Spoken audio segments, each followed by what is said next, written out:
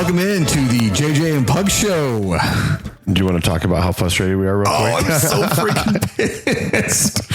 We've only been at this for probably about an hour right now, and we have a new piece of equipment, and it is just so hard. Dude, I hate being old. Once upon a time, new technology was the most exciting thing in the world to me, and I knew exactly what to do. I would sit there and obsess over learning how to use it. And I kind of did that. I feel like, okay, I got this new one, this new sound mixer. We're good to go. And apparently we weren't. Not at all. Not even. Well, I think we were, but it's like one little thing messes up, and now we can't figure out how to open that sound bit back up. And don't start a podcast. It's a lot of work. It's stupid and expensive. Oh, right. Oh, holy gee whiz. Anyway, all right. Well, the thing that's super frustrating is we had spent 30 minutes recording with a guest because this new equipment allows us to bring in somebody else. But unfortunately, I don't know what happened. Somehow we screwed it up. We'll figure it out. Yeah. But we're here now. That's all that matters. Exactly. So again, welcome in JJ and Pug Show. Here we are. This is something we're really excited about with this new equipment because, it will be something to show, to be able to bring a little bit more class and production level to this, to the podcast. I think it's going to be really cool. We can make sure that nothing bad happens when somebody might and acts. I need that button. Like, I just need to have it. I refrain from swearing on this show so much that I just can't help it, but I don't. I won't do it. He does a great job. You guys should see his face when he does it because I'm over here watching it. Listen, it's my mom's fault. She cussed like a sailor, bro. And hey, dude, you're doing your best, I'm man. doing what I can right now. You're doing your best. That's just fine. All right. Hey, well, this is Super Bowl week. It is. So it's a big deal, man. There's a lot going on this week. First, I want to ask this question. How's the trip, dude? Oh, Vegas. Yeah. It's Vegas. Like, my favorite line in The Hangover is when they're trying to explain Vegas and the old man just at the end, just like, Vegas. Like, that's all you have to say is Vegas. It was good, man. It was definitely needed. I think when you go with the right group of people, these guys are all guys that I work with, and you just know that nobody's going to do anything stupid.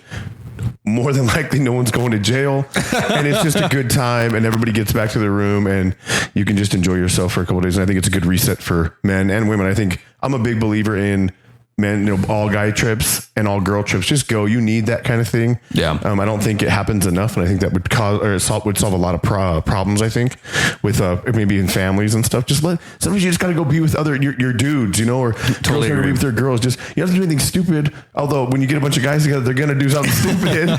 But it's just it's fun, man. And like I said, the guys we went with are we just nonstop laughter. Your stomach hurts from laughing, and you're only in Wickiup, and it's like, man, we got you still got a whole lot of 3-hour drive plus a couple days, so it was fun. But solid. Well, your weekend, how's Grandma's funeral?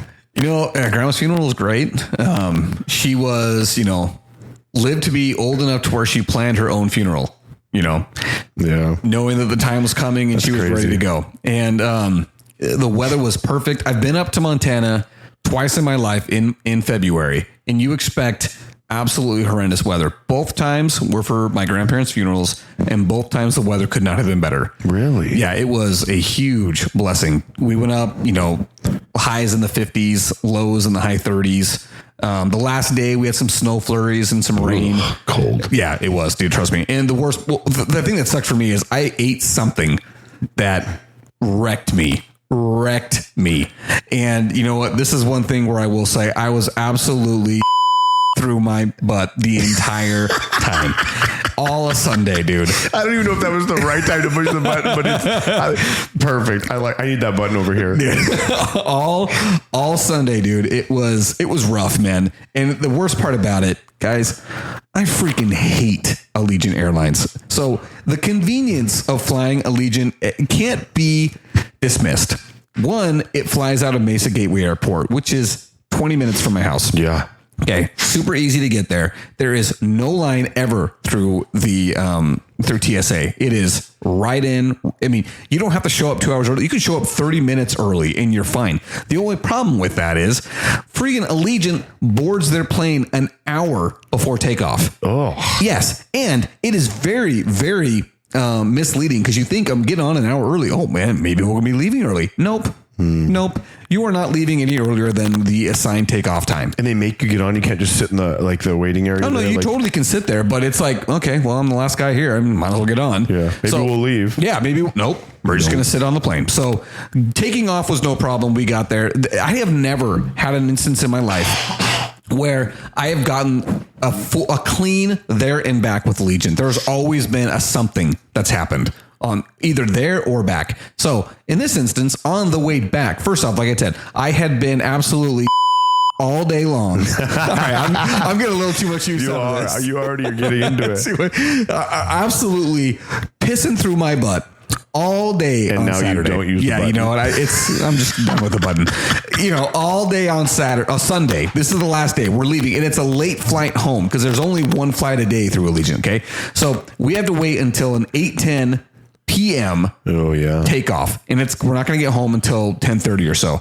So we get to the airport. I'm feeling real gross. I've already gone to the bathroom once I get to the airport 3 times, and we got there.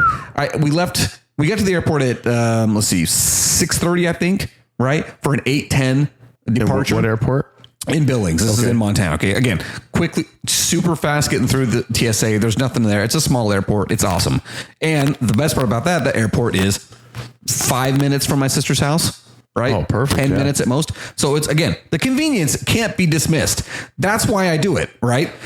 I don't care. The thing that really drives me nuts is the fact that it's only, the flights are super inexpensive. Like, yeah, but then they get you on literally every other tiny little thing. You for everything.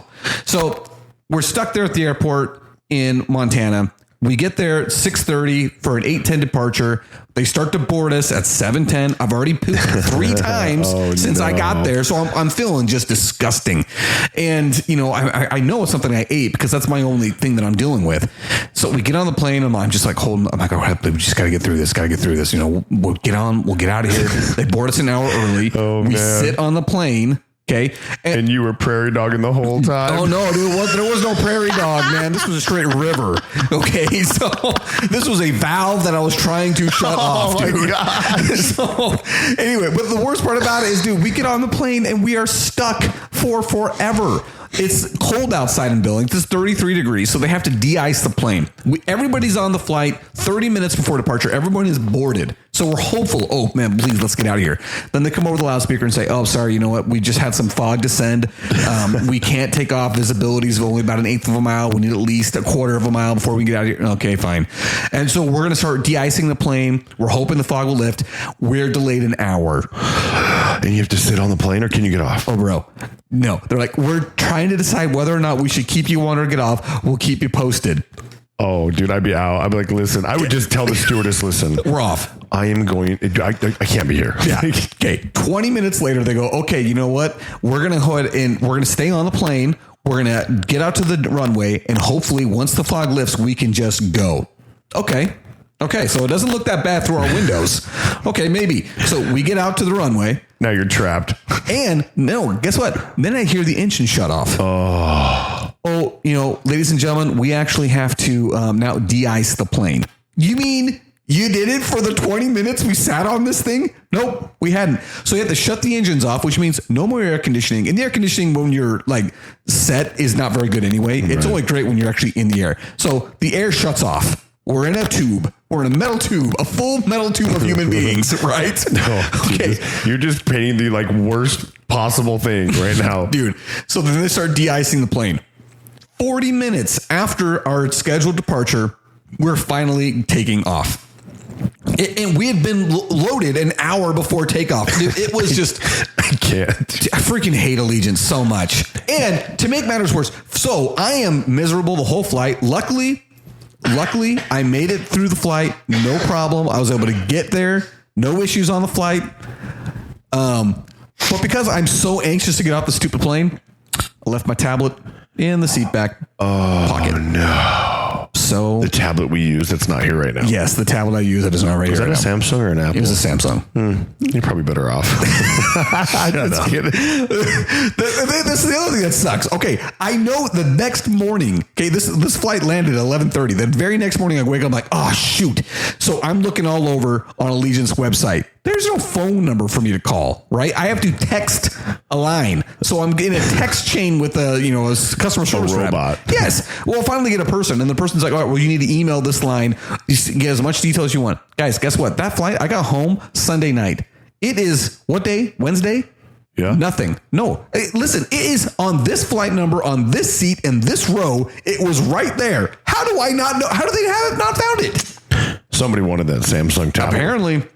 Doesn't Carl's sister work for like an airline? And like they take all this stuff, they just put it in there. And then after so long, if it's not claimed, I think the employees of the airline can then make their way through like bidding process for it. Well, that's probably what's going to happen to mine. I mean, they're going to open this thing up with a picture of me and my family on the home screen. Perfect. And the minute they take that thing off of airplane mode, I'm going to know too. Oh, that's true. Yeah. So just, yeah. So I've only flown Allegiant once, I think, and it was out of Gateway. And it's a great trip. We did it to surprise Carl because they were in Vegas. So we met them in Vegas and they didn't know we were coming. They drove up and we flew in. Dude, 40 minutes to Vegas is the way to go. Oh, yeah. The problem is like you said, the coming back, the flight is until Sunday night. And nobody want to be in Vegas on a Sunday night at 6 p.m. Like you're trying to get out of there as soon as you can just to get back on the road and get home. Oh, yeah. So, and you know what? We didn't pack a bag because Kara took everything. So we just... Oh, that's very nice. Yeah, she took in another suitcase and didn't tell him. So we didn't have to pack anything. We just sat there and... Dude, I don't... TSA, it doesn't make sense to me. Like, why can't I bring an unopened can? Yes. It's unopened. Opened, I get it, right? You can run it through the x-ray machine, whatever you do to make sure it's what it is. But I had to slam an energy drink right there because I was like, no, bro. I am not throwing away this energy drink. I'll just slam it real quick. And I chugged it. And the dude behind me was like, that was impressive, dude. Like, I'm like, why are you throwing it away, dude? Dude, how amped were you for that entire 40 minutes? Dude. Well, I'm kind of a caffeine addict, so it didn't really do too much, but it was only like 160 milligrams. Put you to sleep? Yeah, I took a nap. They helped me get to sleep up there. So. Anyway, well, that was my trip. I want to say it was a very nice time to be up there with all my family. We had lots of cousins that are able to make it. It was really good to be able to say goodbye to grandma and say hello to all the family. Well, one thing about my family up there they're concerned about is that we won't come to see them now that grandma's gone. Oh, shoot. Yeah. But I'm like, well, there's really nothing in Billings. So. No, but one thing that Billings does have, it's got fishing and it's got really beautiful mountains nearby. So I'll go back. My sister lives there. Yeah. I love going up there. So that's one thing that will happen. Okay. I got to tell you about the coolest experience I had today. I can't hold it in any longer. Oh, okay. Hey, listen, we talked about it in the first episode. I'm a giant Top Gun Maverick fan, right? Yes. So I was working today. I was working at the 16th hole at the Waste Management, right? For anybody not in Arizona or never been to the 16th hole at the Waste Management Open, and I know there's a few of you, it is a party hole. Like it is the biggest party in golf every year. It's 3 stories high. It's unreal, the people there. However, so I'm working in the actual area, the skybox it's called. So it's all the suites and you gotta have a lot of money to be up in there. This lady comes up to me and she's got 2 cups of coffee and she sits them right next to the counter next to me. And she just starts talking to us. And I'm like, oh, what are you doing? What brings you here? Like, I'm like, who are you with? What suite are you in? Like, what company, Home Depot or whatever. And she's like, oh, my son's doing the celebrity hit off or the celebrity pro-am stuff. And I'm like, oh, really? Who's your son? And she goes, oh, he's Glenn Powell. And I'm like, wait. Dude, this is the best part. So I don't know who that is by name. Okay. I'm like, oh, that's cool. Like, what's he in? And she's like, oh, you probably just Top Gun Maverick. He plays Hangman. I was like, stop. He is the biggest tool bag in there. He's the tool bag. Yeah. I'm like, wait, you mean to tell me you're Hangman's mom? She's like, yeah. And I'm like, do you understand that my kids are not going to believe I'm talking to you right now? Oh, dude, it was great. Dude, she's like, oh, that's so sweet. Thanks. Like, yeah, he's done. I'm like, she is totally downplaying that her son is in probably the best box office movie in a long time. Oh, in a long time. And he plays a significant role in it. When she said he's an actor, I was like, oh, he must be like, because she already said the name.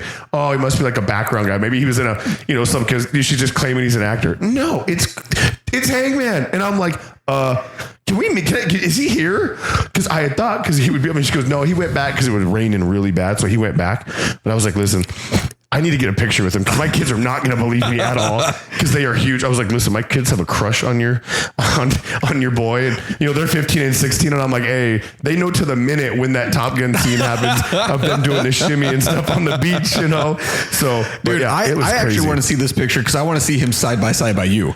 I would love to. So I didn't get to see him. So, he was down on the field or on the course there, and there was just too many people. But she said if I was in an area when she walked by, she would make her son take a picture with me.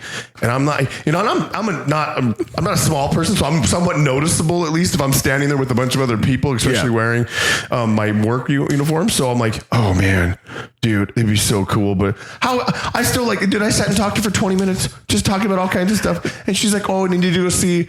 There's a movie out right now with him in it. It's called Anybody But You. Yeah, it's a romantic comedy. Yeah, she said it's hilarious. Yeah, it's I think it's filmed in Australia, so it was one of those things where I'm probably going to want to watch it because I have a weird obsession with Australia. So I guess fun fact was a lot of so every movie Glenn Powell has been in, his family's in it as extras. Oh, really? His mom is in Top Gun Maverick. Oh, really? I was like, no, you're not. She goes, no. I said, where? Tell me the exact time you're in it because I want to know. Because I have seen this movie. And I was like, I have the movie on my phone right now. I will pull it up. And she is. It's when they throw Tom Cruise out when he's first doesn't pay his bar tab. Oh, and they toss him out. When he turns and hears the rooster playing that song, the first time he looks in the window, and it's like when the door's closing, you can see her right center screen next to, I believe, Phoenix. Cool. Oh yeah, I was like, it's totally her. Google confirmed it. I'm like, holy crap. That is super cool. I thought it was super cool, but so I was like, I got to tell Eric. Dude, that is very cool, man. That is very cool. I'm happy for you because I know, again, your favorite movie, as right stated now, in episode number 1. Yeah. Phenomenal, dude. That's really cool. I go, I saw that movie 5 times in the theater, and she goes, "That's awesome. I've seen it 37 times in theaters." I was like, "Well, yeah, I would hope you've seen it that many times, dude." And she goes on to tell me how he got hurt in one of the scenes we didn't know about, and all this. And I'm just like, she can't be lying. She knows way too much. And then I googled it, and of course, she was right. Got a picture of him and his mom standing next to each other. I'm like, that's totally her right here. She was super cool, dude. That is awesome, man. Again, happy for you. Happy for you to be able to have that happen for you. Just wish I could have got a picture because my kids don't believe me. All right, man. Well, is Belichick or Pete Carroll going to be coaching in high school? Okay, so I put that note on there because I'm like, I know that Belichick wants to he's chasing Don Shula. Plain and simple. That's all he wants to do. And you can't blame him. He should.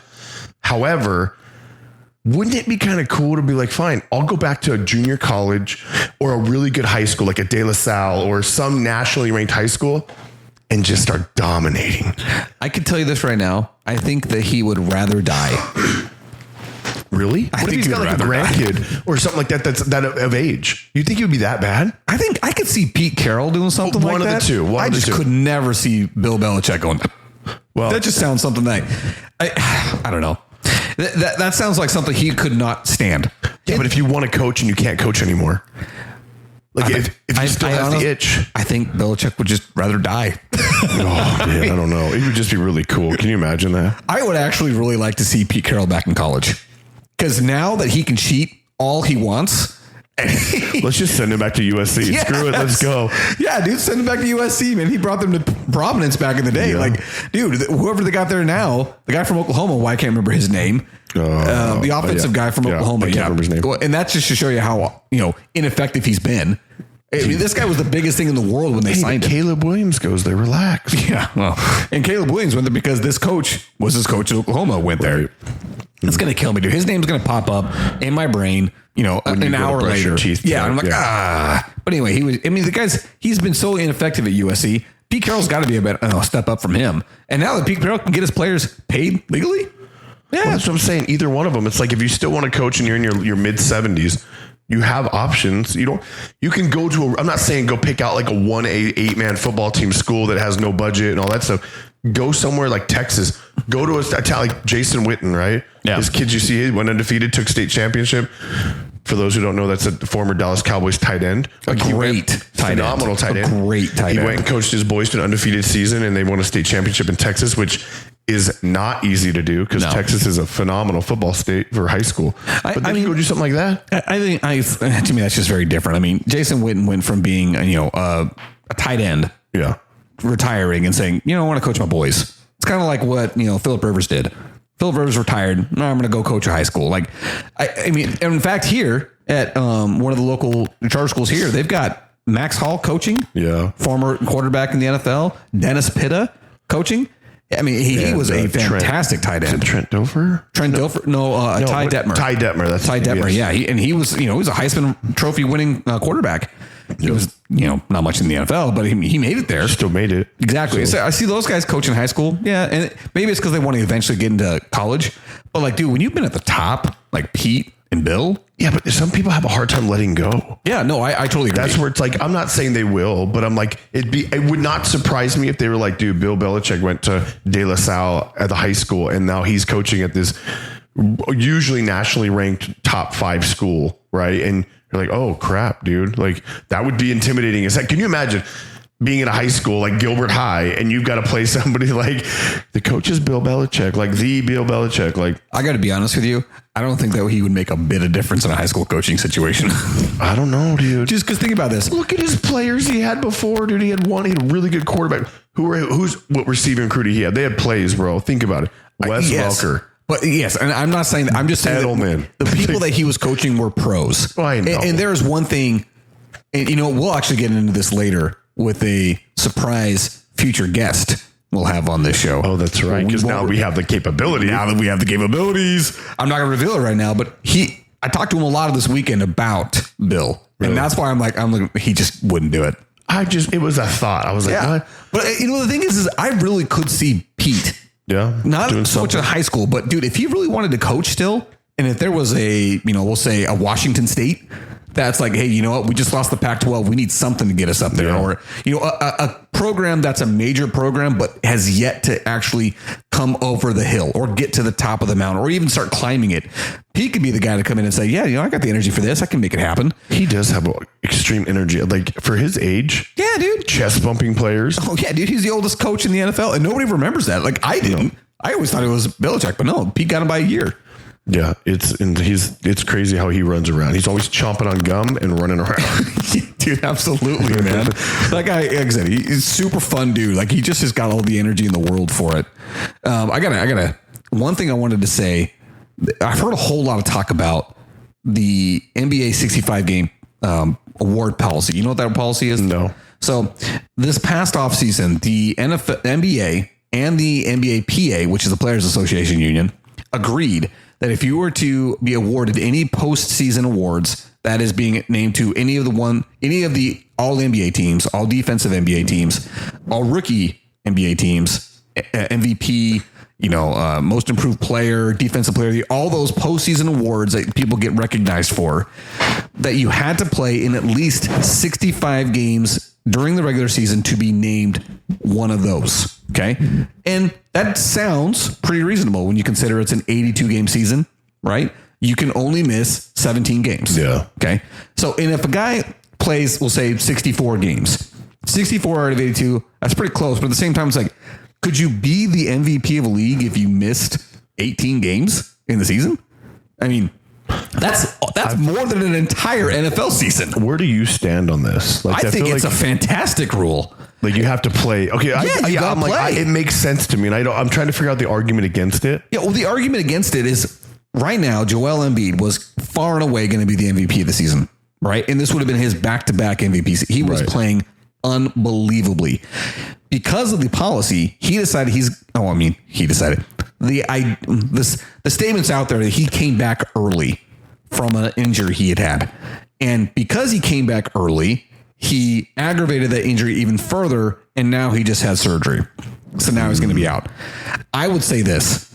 I don't think that's true at all. Joel Embiid is one of the most injury-prone players in the NBA and has been since he was drafted. When he was drafted, he missed his entire rookie season because of a knee injury. So this is not a new thing for Joel Embiid to have injuries. When you got guys like Nikola Jokic, who just plays. He just plays all the time. I hate how good he is. Did you see that stat line he just had the other day? Dude, it was 20-something points, whatever, rebound. I think it was 20-something points, 20-something rebounds, 12 assists, 2 steals, and 1 block. Oh, my gosh. Like, no one's had it's close enough. That kind of stat line, no one's ever had in the NBA. And the least athletic person in the NBA to do it. He is so unathletic, bro. But it's crazy. Crazy. He's so good. I hate it. He's so smooth. He just... You're like, so how did he just do that? Yeah. He's like, I'm just out here playing. Yeah. And it looks like he couldn't have any less interest in playing. No. Just wants to be with his horses, but he's on a basketball court to pay for them. So funny. Dude, that guy, you want to have a good laugh, just go look up Nikola Jokic stuff. Like, he's just as funny, man. He is. He's hilarious. But like, I look at the policy and the people complaining about it now, saying it's a stupid policy. Why are we doing this? We're making guys, force themselves to play when they shouldn't be playing. It's like, no, dude, this is literally what you're being paid to do. You are being paid to play a basketball game, and handsomely, I might add. And I'm a person that does not have any issue with the amount of money guys get paid. I really don't. I think it's one of those things where it's like they bring something to the market that they're worth. And because the way the NBA is structured, you can only be paid so much. It's not because of like a salary cap, like in the NFL. Right. You can pay a guy no matter what position he plays, however much you feel like he is worth, right? There's no cap on the amount of money you can pay that guy, aside from the total cap you can spend for the whole team, right? Right. In the NBA, they have max contracts to where it depends on how long you've played in the league and if you've been an all-NBA player or an MVP player. If you get those accolades, then you can get paid more. But you can't be a guy that's like, let's say if you're the Charlotte Hornets, right? You say, we want to absolutely max out this. We want LeBron James more than anything. So we are going to sign him to $100 million. We're going to pay him $100 million. And then we're going to backfill the rest of the roster with nothing but minimum contract guys. You can't do that, right? You can only pay him X amount. And there's a whole bunch of other rules around it. If a player stays with his team, that team can pay him more than other teams can on the open market in order to keep players from moving around. Like, they have a whole bunch of rules around it. So my thing is, I have no problem with guys getting paid a whole lot of money. But what I do have a problem with is constantly resting players for no reason. Load management. Ugh. Such a wussy thing, dude. Like, yes. Like, it's terrible. When do you think, Michael, this is why Michael is the GOAT. Thank you. Like, and I don't know how you are. There's load management. I think even right now he laughs at it in a documentary when they bring it up. Like, load management. Like, what is that? No. And you know who's great about it too is why for me, Kobe is number 2. Is because Kobe didn't believe that either. Yeah. Kobe's idea was, what if the game that I choose to sit for load management, that is the one game a kid came to see him that saved up everything he had just so he could come see Kobe play. And Kobe said, no, I'm not going to play because of load management. No, Kobe had ice on his knees on the bench. The guy played with a dislocated finger. They popped it back. I mean, you name it. He's done it all. Yeah. I think he shot free throws with a torn Achilles actually too. Yeah. Like, so that's he popped his Achilles. Yep. Went and took his free throws and then walked off the court. And then hobbled off the court. So, no, I don't. Load management is the biggest joke ever. Dude. And the thing is I understand that there is actual science behind it, but at the same time, it's like, dude, this is a game that you're being paid to play. You're being paid to play this. And I feel like the biggest offenders of this are guys like Kawhi Leonard, who's a freaking cyborg. I'm not taking away from him being amazing. Yeah. But he's missed like a total, probably a full 3 seasons in his career. That's insane. Yeah. And not to say he hasn't had actual injuries. He has. But it's also the amount of games he just has sat. I'm just not going to play load management. It's load management. I mean, and LeBron James is an offender of it as well. The thing also about him is he's also the oldest guy in the league right now. Yeah. So for him, guys, I'm 2 years younger than him and I hurt right now just sitting. So, okay, but load management for me would be, okay, you don't have to practice today. Yeah. You know what I'm saying? That's what like the NFL does with veteran players when they have training days and stuff, right? Yeah, veterans don't have to show up, or they have veteran days off, or they don't have to show up till later. Those are the perks of being a veteran, like LeBron should have. Yep. Like, look, if I choose I don't want to go to practice today, I'm just going to shoot, or I'm going to rest my knees. Okay, cool. We have a game in 2 days. I'm not worried about it. That's load management. Yeah. You don't do it for a game. Yeah. I just feel like the 65 game policy is one of the best things that they've come up recently to combat the whole load management issue. And so this, I don't know, the people out there that are getting upset about it and saying that it's leading to more injuries, I find that to be ridiculous. Listen, if you're hurt, you're hurt. And guess what? That just means you don't get to be called the MVP. And one of the people that it's affecting now is the guy that I was talking about last time, Tyrese Halliburton for the Pacers. Yeah. He's, second or third year player in the league. He's doing great. He's probably going to get named to a first team All NBA, which is a huge deal because that means the amount of money he can make is significantly more than if he doesn't make one of those All NBA teams. But he pulled his hamstring, which a hamstring is a tricky injury. It could be a week. It could be a month. Right. It's one of those things that's really hard. And so because of that, he's like 2 games away from missing more than 65. And I just look at it and think, I think the NBA did a great job with that policy and I'd hate to see it go away. Well, and look at guys like Mikal Bridges.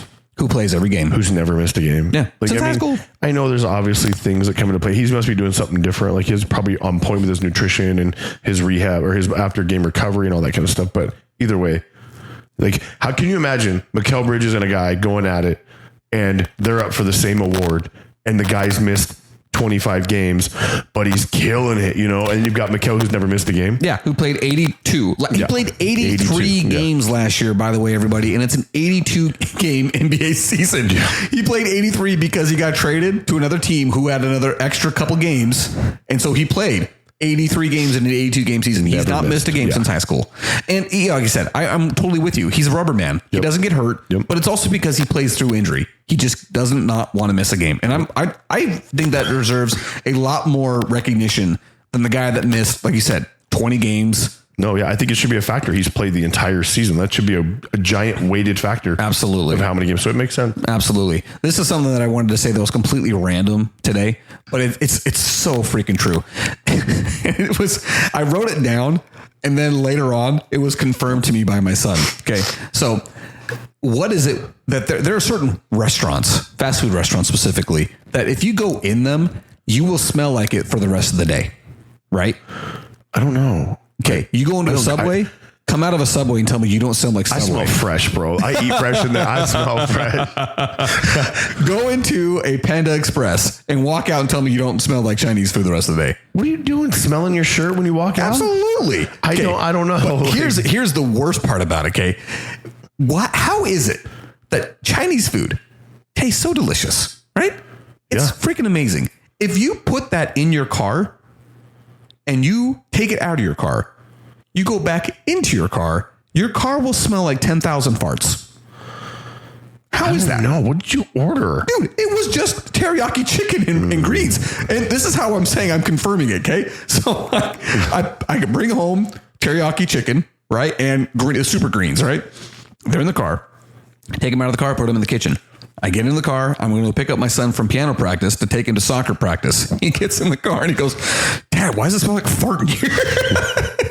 I just started laughing. Well, son, let me tell you why. I think you're trying to use this to cover for some. Wait, is this like a thing with your wife? You trying to prove this off? You can stop. Let's just stop. Dude, I am not afraid to cut loose in front of anybody. I just started laughing because I was like, dude. Yeah, I know. I've been in here when you've done it while we're podcasting. Yes. And I was like, no, dude, it's Chinese food. He's like, why does Chinese food smell so bad? I was like, dude, I don't know. Why does it taste so good and smell so bad? It is a weird thing to me. It doesn't make any sense. So I'm trying to remember the last time I've taken Chinese food out of a Chinese food restaurant like that. Like we don't eat a lot of, like our fast food consists of like In-N-Out. Yeah. Well, cause it's better. It's very close to you. Yeah. It's super close to me. I can literally jog there if I wanted to. But yeah, I don't know. I don't remember smelling, but we don't eat a lot of like Chipotle is a fast food to us. Like I cannot tell you the last time I went to a McDonald's, a Jack in the Box, a Burger King, Taco Bell, even, right? Those. Yeah, I don't know. Dude, next time you go through a Panda Express. Now you've got me thinking Subway though. Like, but you know what? We don't even go to Subway hard anymore because they will do Jersey Mike's. Like we don't eat Subway. Oh, I do like myself some Jersey Mike's. Dude, I'm a Porta Subs fan. Oh, I don't think I've ever had Porta Subs. Dude, it's Val Vista, just south of the 202. Yeah, I know where it is. Yeah, bro. They have a mayo mustard spread that I'm like, give me extra. No, a little bit more. I'll try that out, dude. I don't know, but if you're gonna like it, I don't know. Actually, I think it's a really good stuff. The bread's always fresher. Like when you go to Subway, is fresher a word? I don't know. The bread's always more fresh. So, but it's like you got to ask them what is the most fresh bread you have right now. I don't care what flavor it is. Just they'll give it to you because sometimes it'll get hard. Yeah, I've never had that at Porta Express. I don't even have to ask. I'll try that out, dude. So, I do like myself a sub. Big fan of the sub. If you like Jersey Mike's, I do like Jersey Mike's. You'll like it because it's kind of the same idea with all the oils and the oregano and all the stuff. Like a nice solid deli. Yep. Okay. Well, anyway, go next time you go. I'm going to get yourself some Panda Express. Get it to go. Put it in your car. All right. When you take it out of the car, take it inside and go back into your car. It will stink. And I'm telling you, it is a phenomenal. I don't understand. Ruin Panda Express for me. But the thing is Panda still tastes good. I do. I like it. You know what thing about Chinese food that makes me angry is I don't care how much I eat. dude, not even 30 minutes later, I'm hungry again. Yes. And I don't know why. And I don't know why. Like it doesn't matter what you get. If you get orange chicken, it doesn't matter what restaurant I go to. You can eat the crap out of some rice and some stuff. And then I'm like, hey, can we eat again? Like, I know I shouldn't eat. Internally, I know I shouldn't eat again, but I'm like, dude, I'm hungry. I could go for something for sure. I could go for some deep dish action right now for sure. Well, dude, I just had to tell that just because my son, the way he said that just confirmed everything. And I started laughing. That was hilarious to me. Yeah, now I'm going to be like smelling my shirt when I come out of there. Like, where am I going after this to make sure I don't smell like farts or something weird? Absolutely. Even though it'd be totally fine. Like, whatever. All right, man. Well, okay. So here we are at Super Bowl week. Before we get into the Super Bowl, I wanted to ask you if you watched the last couple of games for the Phoenix Suns. No, dude, I've been kind of disconnected completely. So it's been sad. So if I were to take out the Hawks game, which they lost in Atlanta, dude, apparently we haven't won in Atlanta in like 11 years or something stupid number like that. Maybe it's 11 games. I don't know. It's been a long time since we've won in Atlanta. They beat the Bucks, right? Just recently. We beat the Bucks. Yeah. Beat the Bucks last night. That's what I saw. Yeah. Beat the Wizards Sunday. And we beat who was it right before the Hawks? It doesn't matter. But the point I was going to say is, dude, I think the big three are coming around. I saw Durant dunk on Giannis. Yeah, on Giannis, and it was pretty dirty, bro. He got hit in the face too, and yeah, that was poster dunk for sure. Dude, it's I'm thinking the big three are coming around, man. It's starting to look promising. I hope they do, but all it takes is KD doing a little warm up and twisting an ankle again, and he's out. Yeah, I mean, we all saw that happen. Like his first game here, it was terrible. And that's the thing is, like, when it comes to KD, though, I'm not worried about him coming back and fitting into the mold, because I mean, he did that last year. He came in after playing for 8 games. And we actually took the Nuggets to 6, He's a baller. There's nothing he absolutely is a baller. And he played some of his worst basketball when he played the Nuggets. I remember watching that thing and like, dude, who is this guy? He played terribly. But it's the same time. It's like, it's the others. It's the others that I worry about gelling. It's the Keita Bates Diop. It's the, I can't even think of the others' names now that I'm, listening to them. There's just so many league minimum guys we've got on the roster that I worry about gelling with everybody else. Like, they've got to find their roles. Because it gets to the playoffs, you got to be deep. Yeah. You got to be deep enough. And the thing is like, for me, I was telling my nephew this, like, dude, I love Josh Okogie. To me, Josh Okogie is like that fan favorite player that I want to see play all the time, because he is all hustle, balls to the wall the entire time, but he is an absolute negative on offense. They will leave him open every single time. You're basically playing 4-on-5. Yeah. For sure. On the offensive end, for sure. But on the defensive end, dude, that guy is, he's getting steals. He's knocking balls away. He is balling up. Who's the guy that they traded? He had like the long braided, like dreadlock hair, and he always had a ponytail. He was either hitting threes or he was bricking everything, but he was phenomenal on defense. Oh, dude, I don't know. Oh, dude, who this could possibly be. Yeah, he was not a good offensive player. Like, he was always the guy, like, he would shoot and he'd be like, we just don't shoot. I mean, when he was on, he was on.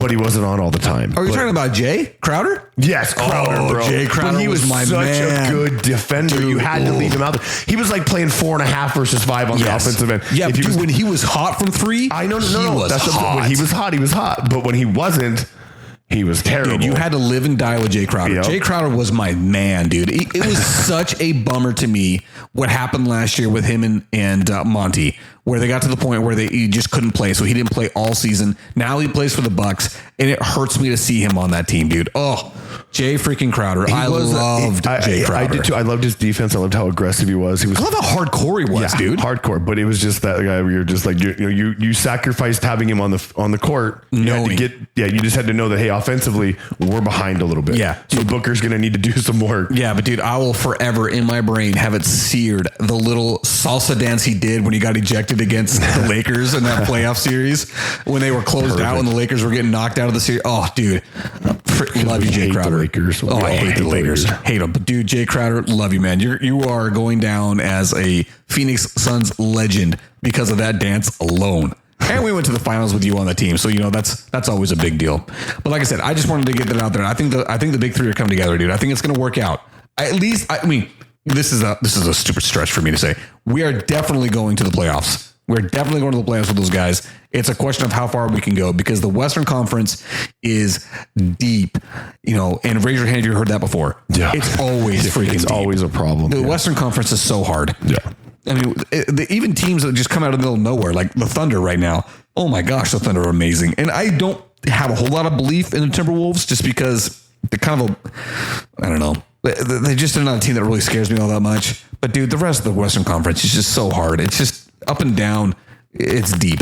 It always, like you said, it always will be. Yeah. You just have to play. You just have to hope you get in and then hope you're hot when you're in. I just wish that we were in the Eastern Conference, man. Things would be so much easier. Things would be a total different thing. We'd have two teams to worry about. Yep. And after that, it's smooth sailing. All right, dude. Now it's time. Super Bowl. Dude, I'm telling you right now, we don't talk about Super Bowl. Let's talk about conspiracy. I'm over it. I'm over the logo conspiracy. So they've totally debunked the whole color thing. I'm over it. Okay, cool. These same ding dongs, and I'm calling them ding dongs for just to be nice, because there's a better word. These same that works perfectly. These guys need to stop. Now they've stretched it to where they're comparing the 2020 season to the 2024 season, and that it was these two teams, and if the Chiefs win, Biden's going to win, and we're not getting political. But my point is, can we just stop? Oh, dude. How about we just go with who's going to win could be the team, and this is the reason they're going to win is because of this, not because of some bull conspiracy. That was perfect. Sorry for the delay. There's a little delay, but I was like, I need that button. But dude, so I'm over it, dude. I'm so over the conspiracy stuff. I bought into the logo. I really did. And as much as one could while still being skeptical. Yeah. Because if it happened, if it was the Ravens, and what you would have been like, okay. It makes a lot of sense. It's interesting because I believe anything can be bought at this point at these levels, right? Anybody can buy anything like that. You got the money. Everybody's got a price. And it was also easy to believe because the Ravens were really good. Yeah. They were really good. And who was the other really good team? The 49ers. So it's like, oh yeah, this makes sense. Purple and red. They're going to be facing off again. Made complete sense. But you're right, dude. The whole conspiracy theory of 2016, 2020, and 2020. No, it was in 2020 and 2024. The same presidential, guys are going for the presidency. We have the same candidates going up for, to be elected. Yeah. And it's the same teams going to the Super Bowl. And if this person wins, and it's just dumb. It's just dumb. Calm down. I'm just over it. Listen, everybody. Conspiracy theories. You know what? There's a great guy that said, I don't have time for people that don't believe in conspiracy theories. I mean, not all of them. Oh, I got to find out who this guy is and give him his credit because it's one of the great bits in YouTube history or comedic history to me. I think it's absolutely hysterical because I am not a conspiracy theory person at all. Most all that I hear, I think are just absolutely ridiculous. But I have to admit, guess what? Some of them are real. Some are real. And I can't deny that. That's why yes, there are some outlandish conspiracy theories that go on and you're like for instance, this whole thing right now with the Super Bowl or the idea that we did or did not land on the moon or all this kind of stuff, right? There's all this crap with conspiracies and you're just like, Jesse Ventura went off the rails for a while with all this conspiracies with the government and how this happened and him being, behind closed doors and these meetings, whatever, when he was governor. Oh yeah. But yeah, but I will watch all the time. I can't figure out that guy's name. I just know it's on some comedy. It was a fantastic thing. I'm going to figure it out, give him credit later. Oh yeah, you're right, dude. The conspiracy theories is like, dude, listen, that's for the History Channel at 2 a.m. That's when you talk to me about aliens and crap. You know what I'm talking about? But the conspiracy theories for the Super Bowl, come on. That's just clickbait. Yeah, let's let it go. And stop clicking. If you're listening and clicking, stop clicking on that crap because all they're trying to do is get you to click and listen. It was so dumb. So I kept my kids from having social media till they're 16, right? Like people will call me crazy. I will stand by it all day. I 100% back you on this. I know that at a certain age you have to give them some rope. So we gave my oldest Instagram and she can do whatever she wants. And you just gotta let her. She's a peacock. You gotta let her fly. So all right, Mark Wahlberg. Yeah. So, but she brought up this actual conspiracy about it, and I'm like, this is why. Because I said, imagine being 10. And listening to this crap come out and you're just buying into it. Yep. And she's like, well, I'm not talking to you. I know you're fine. I've raised you better like that. You don't pay. You just think it's funny. And she does. But If you were 10, you wouldn't know any better. So the algorithms, the way that these, TikToks and reels and all this stuff work is they're just going to keep sucking you in. If you watch that longer than you watched the first one, they're going to get you more of that. That's just how it works. Yep. And she's like, and it's just funny to hear her talking about it now because she's got all these, this reel capability, which are TikToks just it's the same thing. It's the same, but social media has killed with these conspiracies running with them. And it's just been, I'm over it, bro. I'm over it. As a parent, I'm over it. As a person, I'm over it. Like, can we just move on? As a sports fan, I'm over it. Stop telling me that my games are rigged. I just watched another one where you were messing with the equipment. It says, what Super Bowl is it? It's 58. Okay. What's 5 plus 3? 8. I'm sorry. What's a 5? No, it's 58. So what's 5 plus 8? 5 plus 8 is 13. What's Taylor Swift's new album number? I have no 13. Idea. Oh. So they're going to win. I was like, can we stop right now? And the guy in there, you should see it. He was like, no way. And I'm like, can we just stop? Just stop. It's gone too far. It's so dumb. It's so dumb. Gone too far. Yeah. I was like, man, dude, I'm down a rabbit hole and I find that on a reel and I'm like, can we just stop? Yeah, that's time to stop, dude. All right, man, but let's get serious about the game. Okay. Chiefs 49ers. What is your official prediction on the winner? And I'm not going to ask for a score because I always think that's ridiculous. If you get the score right, that is by pure happenstance. That is not actually doing any analysis. But who do you think actually wins this game? I think the 49ers do. You do? Yeah. And it's got nothing to do with the local kid. I just think when you looked at the depth, I think they have it.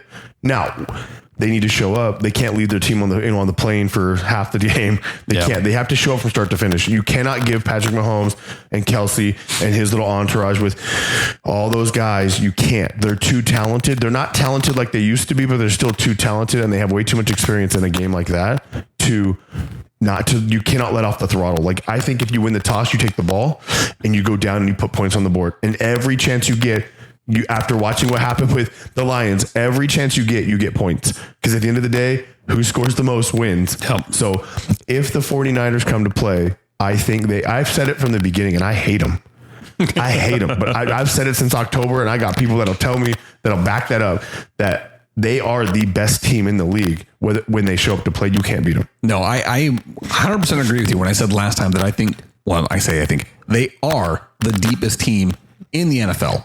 Yep. From every position that matters the most. They are the deepest. But like you said, they cannot come out and play against the Chiefs like they did against the Packers and the Lions in the first half.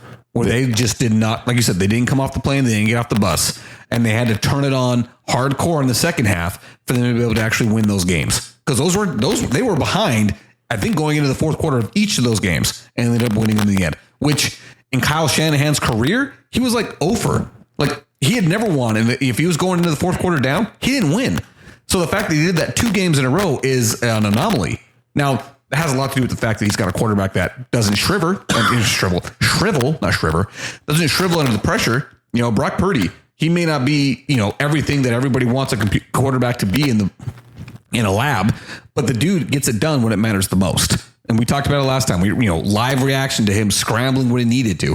He can get it done, but he's going up against the GOAT, dude. No, he is, and he's definitely. But this ain't a make it or break it thing for Brock Purdy. No. I think he's established himself as a legit quarterback in the NFL in 2 seasons. I think he'll continue to just get better. He's made great decisions. Mm-hmm. He's just done things smart. And the only thing you can't do is you can't give Patrick Mahomes the ball with 2 minutes left and a chance to win. Yeah. If you do that, it's over. And we saw that a couple of Super Bowls ago with them when they throw the ball to Kelsey at the end of it was the Super Bowl. It's the Bills game. It was the Bills game with it. That's how Josh Allen. You just can't give him the ball like that. It's like Tom Brady. You just don't do it. You don't give them time with the ball. Ben Roethlisberger to the Cardinals, man. Yep. When you have a good quarterback on the other side, you can't give him 2 minutes. You can't. So you've got to figure out a way to keep him. And they have the defense to do it. They do. But the thing about the defense, though, is where has that defense been in the playoffs? You're right, but what has happened to that defense in the playoffs? Maybe they needed a break. I don't know. Maybe they got their Pro Bowl break off, and now they can go and play. I guess maybe they, I don't know. I look at the 49ers and I think, again, they are the deepest team in the NFL. They have actual difference makers at the most important positions. But I've said this before. I am not going to pick any team to win the Super Bowl that's not the Chiefs until they actually do it. No, and the one guy that did it didn't play anymore. Tom Brady's gone. And so right now, as far as everybody else in the league, nobody else has beaten Patrick Mahomes and Andy Reid in the Super Bowl. So I am just going to say, I'm going to go with the Chiefs, not because I think they have the better team, because I don't think they have a better team, but I didn't think they had a better team than the Ravens either. I didn't think they had a better team than the Bills. I thought they were probably pretty equal to the Bills. So I just look at the Chiefs and say, they know how to get it done when it matters the absolute most. And because of that, I'm just going to go with the Chiefs. Well, and like they tell you, if you want to win, you got to go through the best. And if the Niners have to prove that they are that team by beating Patrick Mahomes and his little entourage of people. Yeah, dude. You say a little entourage. I mean, Travis Kelce's pretty solid. No, absolutely. Like they're. I mean, they are just good. And they're smart, and it just makes you angry because I'm not. You're not a Chiefs fan, but it's good for them. I will say this: as far as dynasties go, this was a lot easier for me to like than the Patriots were. True. The Patriots were really hard for me to like.